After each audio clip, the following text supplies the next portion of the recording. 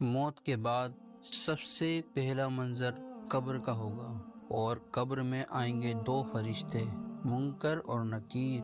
ہر شخص سے کچھ سوال کیے جائیں گے جن کا جواب ہماری دولت یا دنیا نہیں، صرف ایمان دے گا۔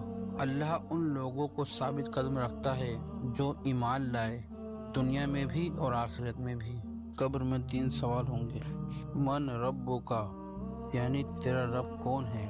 نمبر 2، ما دینک، یعنی تیرا دین کیا ہے؟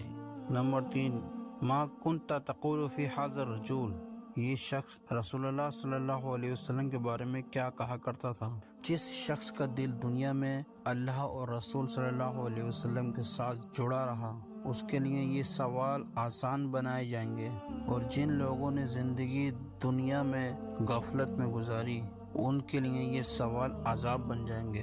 آج زندگی ہے، وقت ہے، کل قبر میں صرف اعمال ہوں گے۔ آئیے زندگی کو قرآن اور سنت کے مطابق بدل لیں تاکہ قبر کا سوال آسان ہو جائے۔